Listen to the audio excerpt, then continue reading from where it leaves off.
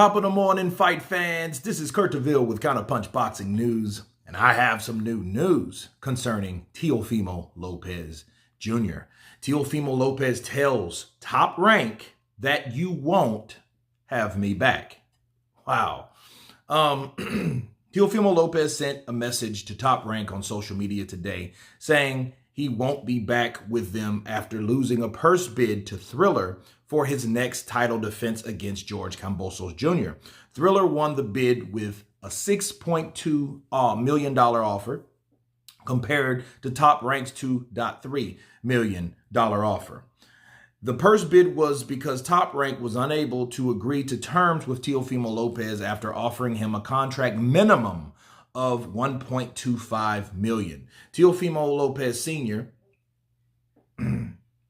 or should I say Jr., that was a typo on this article, told Top Rank President Todd LaBeouf not only will he not be coming back with them, he's also going to war. Wow. Undisputed lightweight champion Lopez isn't saying how he'll be able to avoid coming back to Top Rank.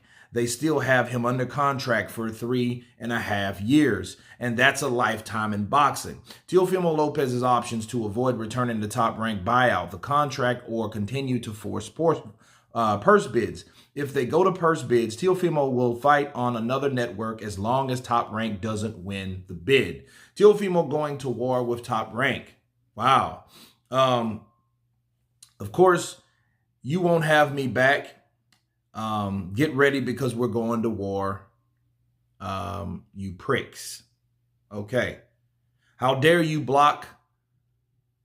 How dare you try to block blank my purse bid with DAZN and whoever else? You're done. Thank you, Thriller, for letting the world know I'm next up, said Teofimo. There is a hardened stance for Teofimo since Thursday, as he was that it was just business and it wasn't personal to him. So, this is what we have, people. Like I've been trying to tell you guys, Teofimo Lopez is leaving Top Rank. I told you that yesterday when Bob Arum was blasting Eddie Hearn for purse bidding for the fight. You know, and like he's really going, why would he care what you feel about him purse bidding? You lost your fighter to a damn purse bid. That's fuck up number one. Fuck up number two is, well, no, that's fuck up number two. Fuck up number one was you didn't want to pay this man what he was worth anyway. You wanted to harbor and cater one fighter on your stable, which was Lomachenko, okay? Then after agreeing to a certain fight, you said, hey, you're going to have to take less money, which he did. Then he won and you still didn't want to respect this man, okay? And you let this man go to purse bid for you being so cheap. Now, when I made that video, RIP Top Rank, how many people in the comments talk shit? How many people did that?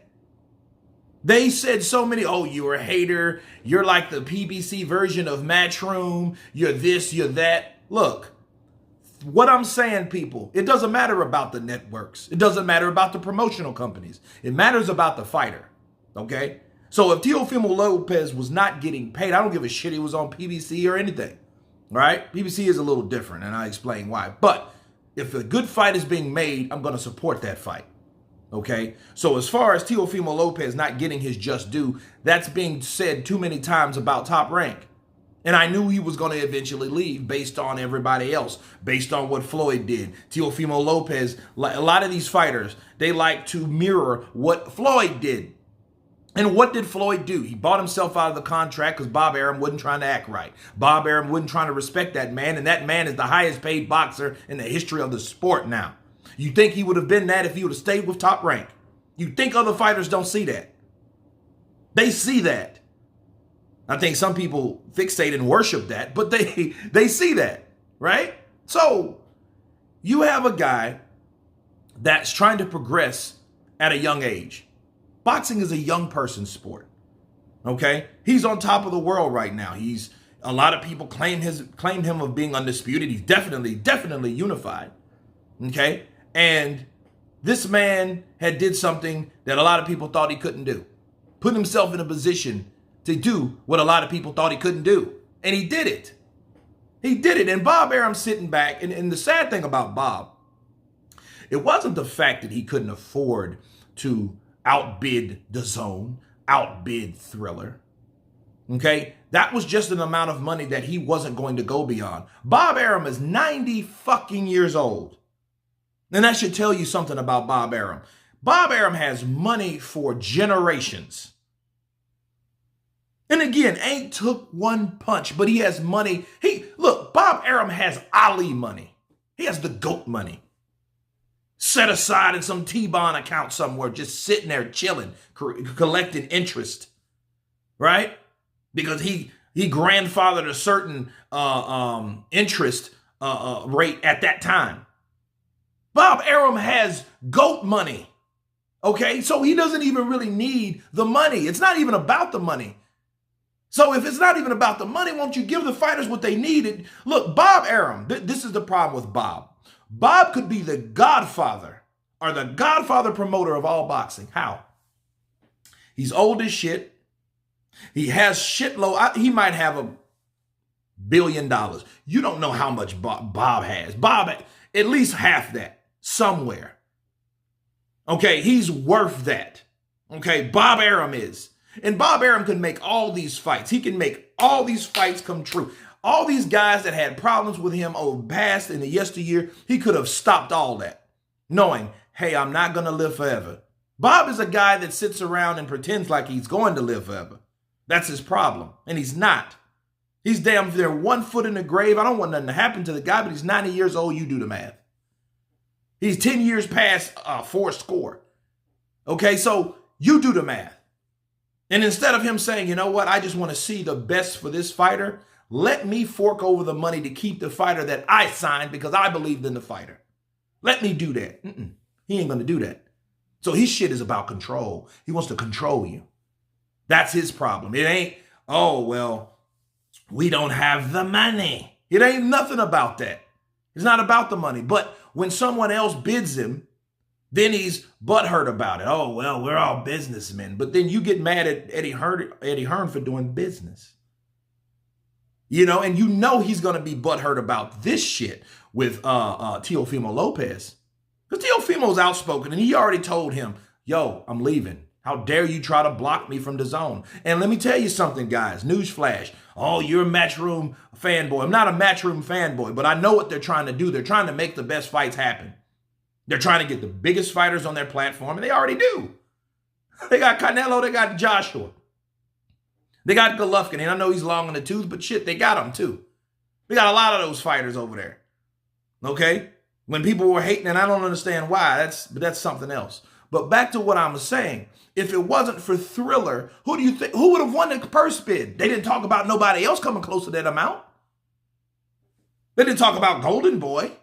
They didn't talk about PBC. They didn't talk about any of those. I don't even know if they even bid. Maybe they did, maybe they didn't. But the 3 names that stuck out was Top Rank, which he signed with, DAZN, and Thriller. Okay, so those were the top 3. So guess who came in second place? DAZN, Matchroom. They came in second place. So if it wasn't for Thriller, it would have been on Matchroom. That's why Bob Arum's butthurt. He's butthurt because he couldn't even bid his fighter. But I'm like, yo, you couldn't even outbid 3.5? Counterpunch. Think about what I'm saying. I'm like, look, you're pissed off at Eddie for outbidding you, but you couldn't even counterbid? What? Like, that doesn't even make sense. It makes no sense at all to me. He couldn't even counterbid for his own fighter, a person that he calls an undisputed lightweight champion. What the hell is going on with Bob? Control. And if he can't control a situation, he despises it. Okay, he gets bitter, negative, almost damn near toxic. Think about it. He sent Mikey Garcia in courts and battled him in courts for 2 years. We didn't see Mikey Garcia. Mikey Garcia was training with his brother Roberto, but he wasn't fighting. He wasn't making no money. He was fighting Bob Arum because the shit Bob Arum was doing was telling him. And that was another situation where he could have resolved. He could have said, all right, Mikey, you're a good fighter. You're undefeated. I'm going to do that. No, I'm not going to do this because he wants control. And again, what he's going to do, and I agree with Teofimo Lopez. I have no beef about that. They tried to stop this man. Go get your money. And it's, look, either way, it's cool. Because if you think about it, if they're trying to get him a low of 1.2, that's the minimum. If they're trying to do that, right, with 6.2, this man could buy out the contract for those 3.5 years. How many times are you going to fight in those 3.5 years? Right? Twice a year, maybe 3. But they're offering him money like that. He could go that route, or he could purse bid it out. But what I'm thinking, him saying I'm going to war, that really means that I'm going to buy out my contract and get the hell out of this and get the hell away from Top Rank. But that's going to mean a lot of fights that won't be done, because guess what Bob Arum's done in the past? Not allow these fights to happen, because he's had a conflict with these fighters that he once had, and he let them go because his ass is cheap and he's controlling. He's narcissistic. That's my counterpunch on that. You guys tell me what you think about Teofimo saying that I'm done with Top Rank. Of course, please subscribe. And you guys been Counterpunch. Peace.